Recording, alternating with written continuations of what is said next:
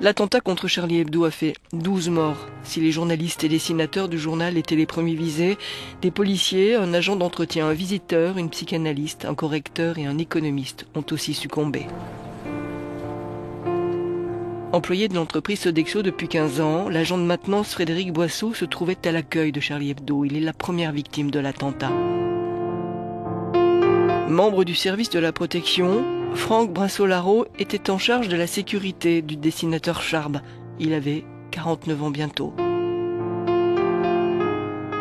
Chaque religion est une idéologie, donc on peut critiquer toutes les idéologies. Je ne vois pas pourquoi on ne pourrait pas.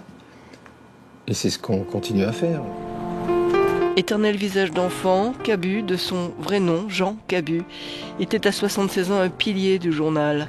Il était l'illustre père du beauf, figure du français moyen de courte vue, entré dans le dictionnaire. Psychiatre, psychanalyste engagé, Elsa Kaya était chroniqueuse à Charlie Hebdo sur des faits de société. On commence à dire oui j'ai peur, et ben c'est terminé. On arrête de faire des journaux, on arrête de faire de la polémique, on arrête la presse, on arrête la liberté de la presse. Charb, de son vrai nom Stéphane Charbonnier, dirigeait Charlie Hebdo depuis mai 2009. En 92, il avait participé à la refondation de l'hebdomadaire avec des transfuges du magazine La Grosse Bertha. Il avait 47 ans. Philippe Honoré, dit Honoré, était lui aussi dessinateur. Cet homme de 73 ans travaillait principalement pour Charlie Hebdo, Lire et Les Inrecuptibles. Journaliste et économiste iconoclaste, Bernard Maris, 68 ans, était un habitué des plateaux télé. Il signait sous le nom de Oncle Bernard dans Charlie. Ahmed Merabet, brigadier, avait été au commissariat du 11e arrondissement avec 42 ans. Les terroristes qu'il pourchassait l'ont abattu, blessé, au sol. Mustapha Ourad était correcteur depuis une dizaine d'années à Charlie Hebdo. Il avait la soixantaine.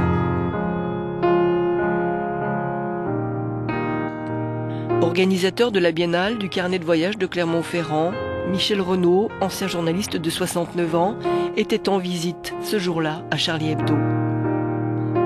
Bernard Verlac, plus connu sous le nom de Tinous, petite teigne en Occident. Il avait 57 ans. Outre Charlie Hebdo, on pouvait retrouver ses dessins dans Marianne et Fluide glacial.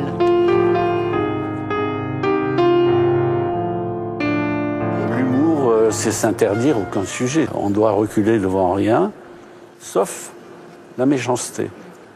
Nous sommes féroces, mais nous ne sommes pas méchants. Wolinski enfin, doyen et pilier du journal, tué à 80 ans.